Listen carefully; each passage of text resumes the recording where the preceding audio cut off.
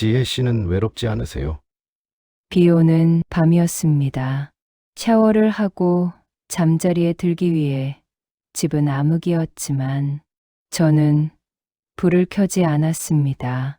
문이 닫히는 순간 우리는 서로를 보지 않아도 손끝으로 느낄 수 있었습니다. 돌아서려 했지만 그럴 생각이 없다는 걸 제 몸, 그의 몸이 동시에 말했습니다.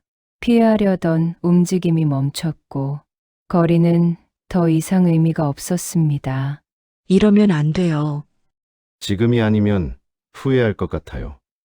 붙잡은 손은 풀리지 않았고 그 손을 떼지 않는 쪽을 택했습니다. 그 순간 선을 넘어서는 게 아니라 이미 건너와 있었다는 걸 알았습니다. 주체할 수 없었던 사랑에 대한 이야기 시작해 보려고 합니다. 제 이야기를 듣기 전 구독과 좋아요 눌러주세요. 안녕하세요. 저는 50 김지혜입니다. 며칠 전의 일입니다. 아직 아무 일도 없던 때였습니다. 시간은 천천히 흘렀고 저는 그 속도에 익숙해져 있었습니다. 행정복지센터에서 운영하는 취미 사진반의 오후였습니다. 늘 그렇듯 비슷한 얼굴들이 앉아 있었습니다. 저도 그 중 하나였습니다. 사진 수업이 있는 날이었고 저는 늘 앉던 자리에 앉았습니다. 앞도 아니고 뒤도 아닌 존재감 없는 그저 그런 자리였습니다. 눈에 띄지 않으면서도 혼자는 아닌 자리였습니다. 이 나이에 그 정도면 충분하다고 생각했습니다. 그도 그 자리에 있었습니다. 처음부터 눈에 띄는 사람은 아니었습니다. 말이 적었고 웃음도 조용했습니다. 괜히 자신을 설명하지 않는 사람이었습니다. 그래서 더 아무 생각이 들지 않았습니다.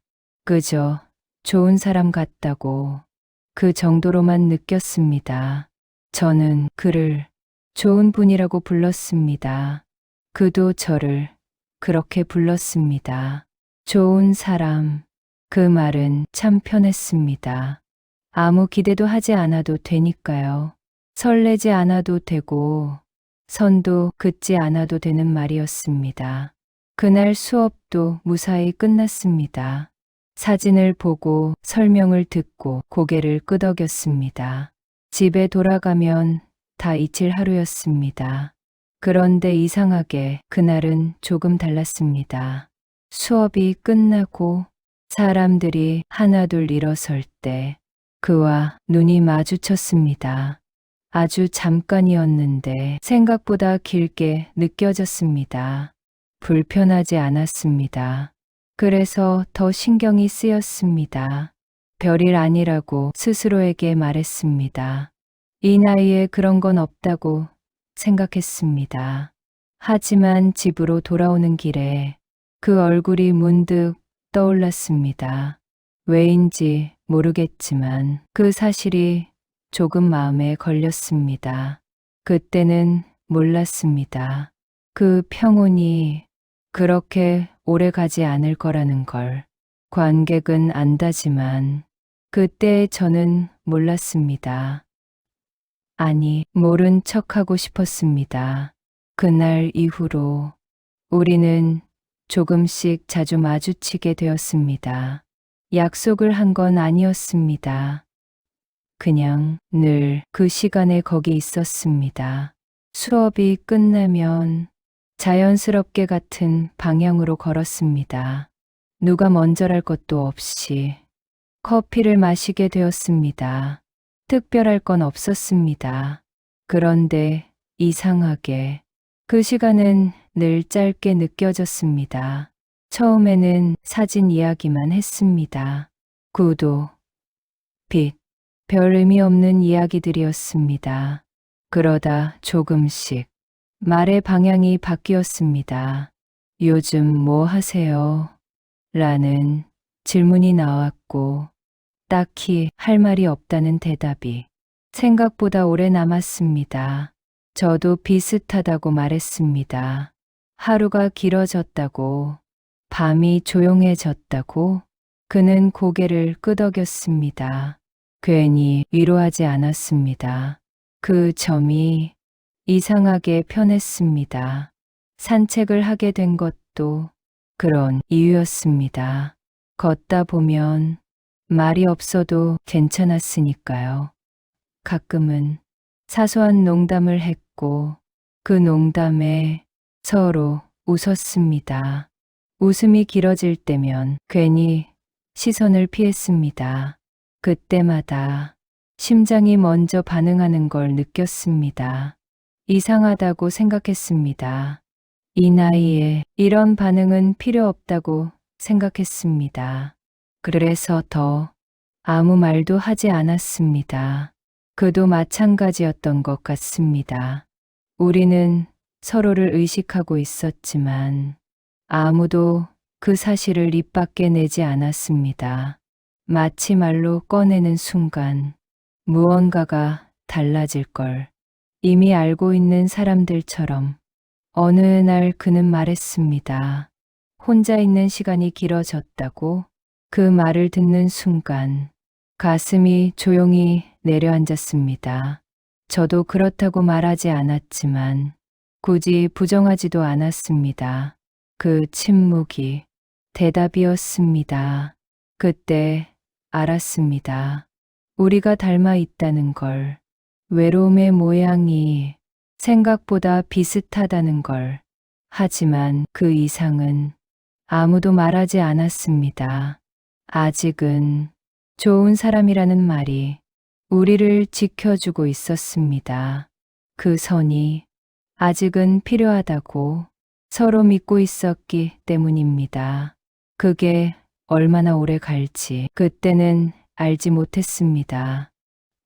아니, 알고 싶지 않았습니다. 어느 날부터 눈을 피하는 일이 잦아졌습니다. 마주치면 괜히 들킬 것 같았기 때문입니다. 요즘 저를 자주 보시는 것 같네요. 그가 웃으며 말했습니다. 저는 괜히 사진 이야기를 꺼냈습니다. 수업이 겹쳐서 그런가 봐요. 말은 그렇게 했지만 저도 이유가 아니라는 걸 알고 있었습니다. 말보다 침묵이 많아졌습니다. 침묵이 길어질수록 공기는 더 단단해졌습니다. 어느 날 커피를 마시다 그가 물었습니다. 지혜 씨는 외롭지 않으세요? 너무 갑작스러운 질문이어서 잠깐 말을 잃었습니다. 외로울 나이는 지났죠. 웃으면서 넘겼습니다. 그는 고개를 저었습니다. 나이랑은 상관없는 것 같아서요. 그 말에 심장이 먼저 반응했습니다. 산책을 하던 날이었습니다. 사람들이 많은 길이었고 자연스럽게 나란히 걷게 됐습니다. 그가 말했습니다. 제가 너무 가까운가요? 아니라고 해야 했습니다. 그런데 저는 괜찮아요. 라고 말했습니다. 그날 처음으로 어깨가 닿은 채 한동안 걸었습니다. 불편하시면 말씀하세요. 그가 다시 말했습니다. 저는 대답 대신 걸음을 늦췄습니다. 그때 알았습니다. 이미 불편함보다 원하는 쪽이 더 커졌다는 걸. 며칠 뒤 그가 먼저 말을 꺼냈습니다. 우리 친구죠? 그 말이 왜 그렇게 날카롭게 들렸는지 지금도 모르겠습니다. 그럼요. 저는 너무 빨리 대답했습니다. 그는 잠시 웃더니 말했습니다. 그렇죠. 친구니까. 그 말 이후로 모든 게 더 어색해졌습니다. 손이 스칠 때마다 괜히 숨을 멈췄고 눈이 마주칠 때마다 먼저 시선을 돌렸습니다. 그런데도 우리는 계속 만났습니다. 사진을 같이 보았고 커피를 마셨고 같이 걸었습니다. 그 과정에서 가벼운 접촉은 점점 자연스러워졌습니다.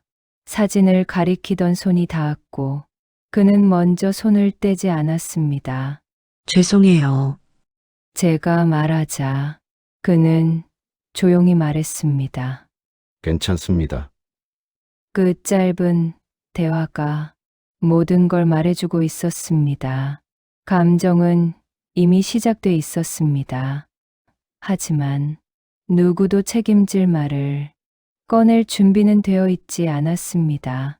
그래서 우리는 말로는 친구였고 몸과 시선은 그 이상을 향해 가고 있었습니다. 그때는 몰랐습니다. 이 애매함이 가장 위험한 상태라는 걸. 그날 저녁이었습니다. 특별한 약속은 아니었습니다. 비가 온다는 예보도 없었고 돌아가지 못할 이유도 없었습니다. 그저 조금 더 이야기를 하다 가자는 말이 자연스럽게 나왔을 뿐입니다. 집에 들어왔고 불을 켰습니다. 괜히 환하게 켜두었습니다. 어둡게 두면 생각이 많아질 것 같아서였습니다.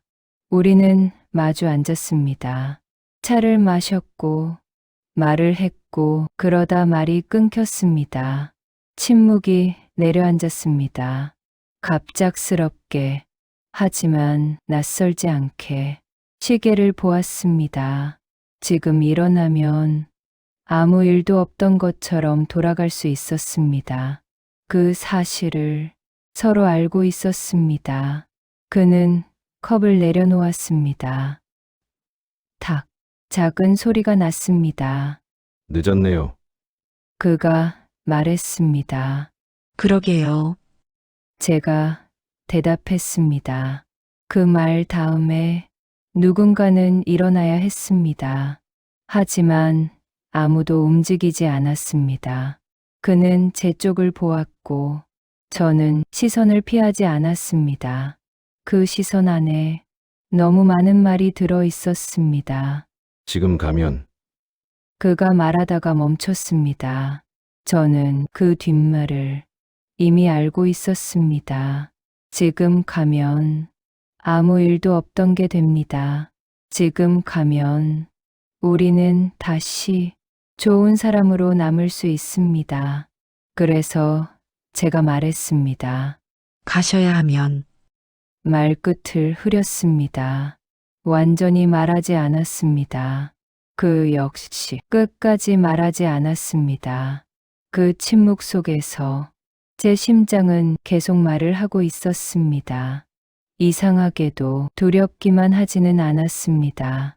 차라리 기다리고 있었다는 느낌이 더 컸습니다.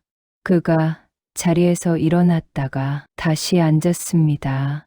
그 짧은 움직임이 제 안에서 무언가를 결정해 버렸습니다. 이제는 말보다 움직임이 더 솔직해지고 있었습니다. 저는 다시 시계를 보았습니다. 아직 늦지 않았습니다. 그런데 일어나지 않았습니다. 그도 가방을 들지 않았습니다. 우리는 서로를 보며 같은 생각을 하고 있었습니다.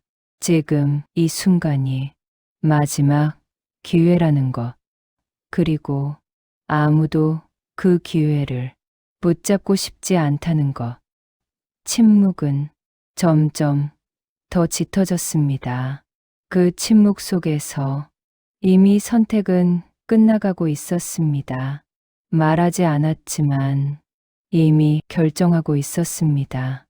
넘지 않으려고 했던 선이 바로 앞에 있다는 걸 알면서도 그날 밤 우리는 아직 아무것도 하지 않았습니다.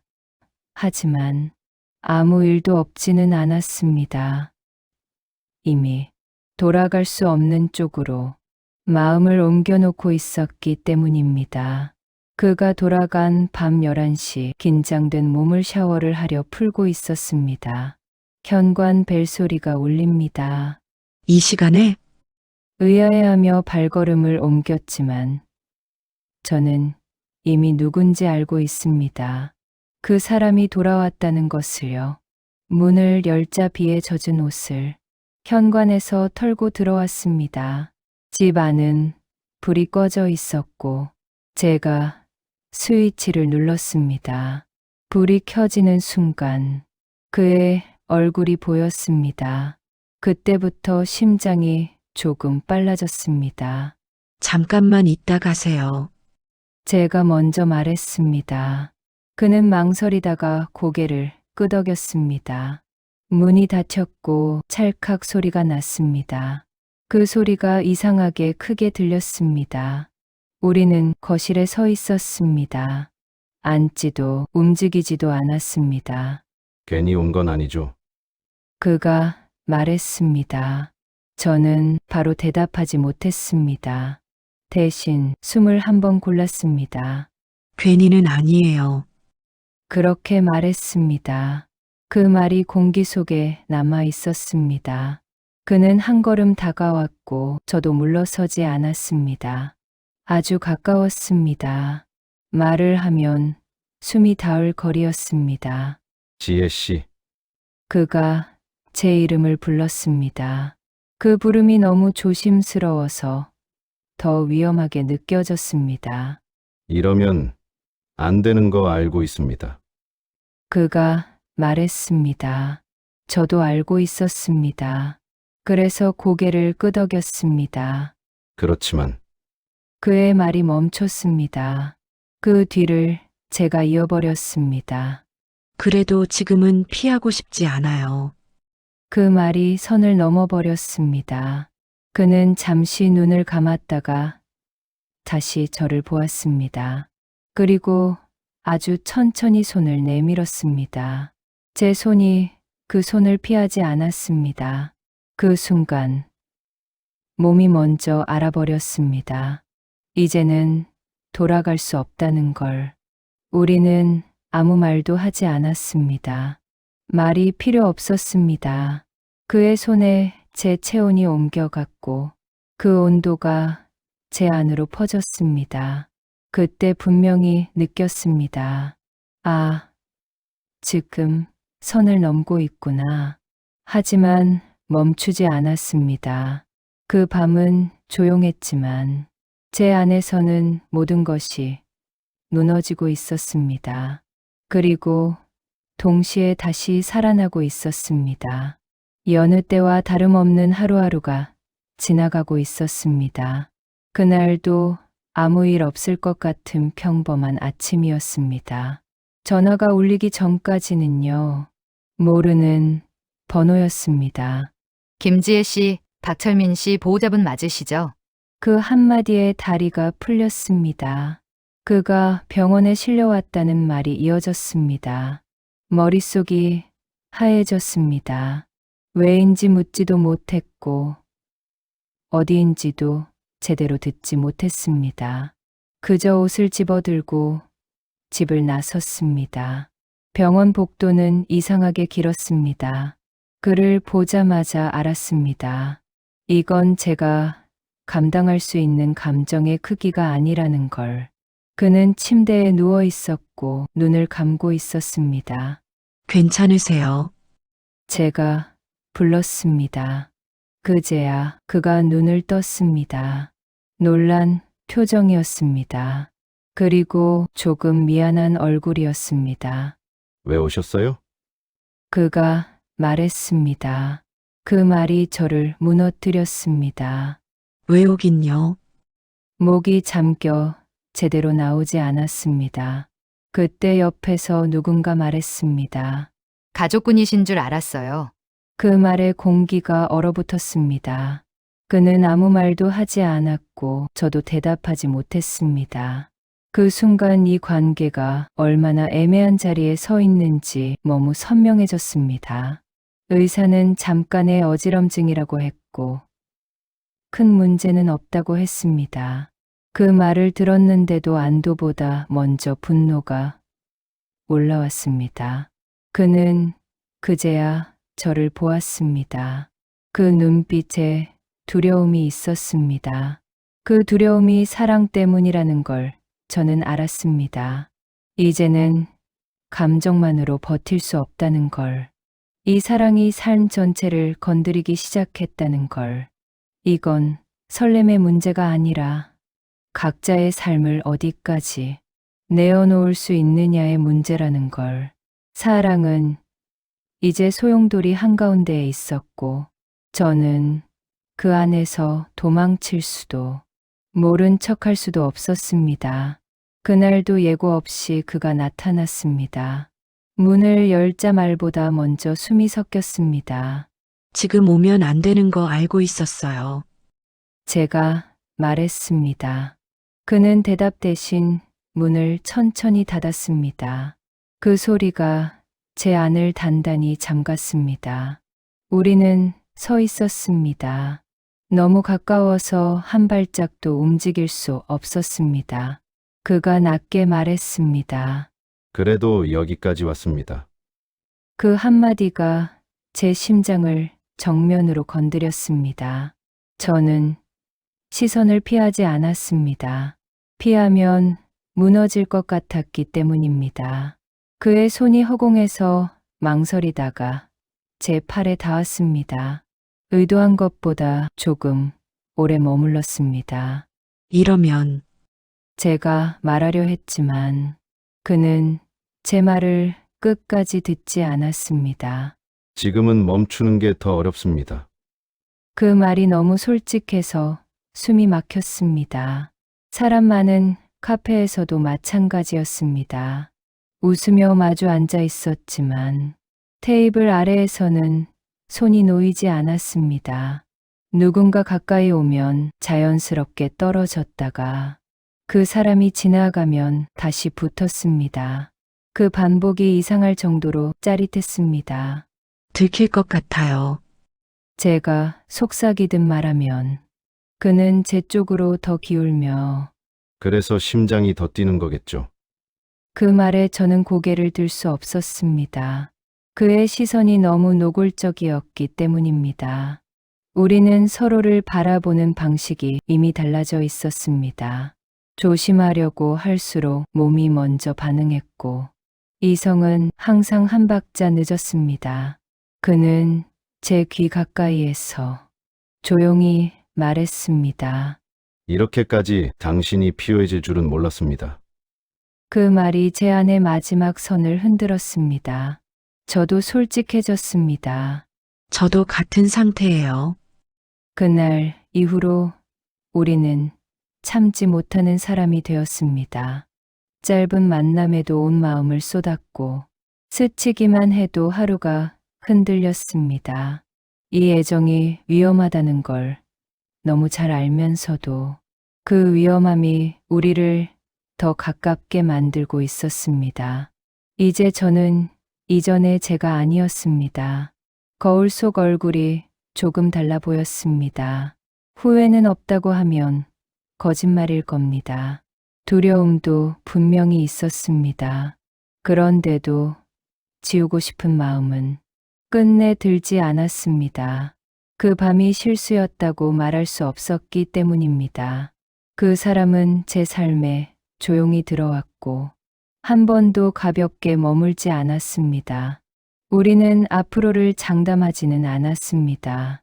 다만 지금의 감정만은 부정하지 않기로 했습니다. 이 나이에 사랑을 한다는 게 무모해 보일 수도 있겠지요. 하지만 저는 알게 되었습니다. 심장이 다시 반응한다는 것, 누군가를 향해 몸과 마음이 같은 방향을 본다는 것, 그 자체로 아직 살아있다는 증거라는 걸. 이 사랑이 어디까지 갈지는 모르겠습니다.